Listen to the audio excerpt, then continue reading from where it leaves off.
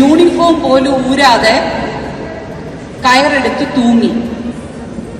അതിന് അധ്യാപകരാണ് പ്രശ്നം എന്ന് പറഞ്ഞ് മാതാപിതാക്കൾ എല്ലാവരും കൂടെ അധ്യാപകർക്ക് നേരെ ഇറങ്ങി.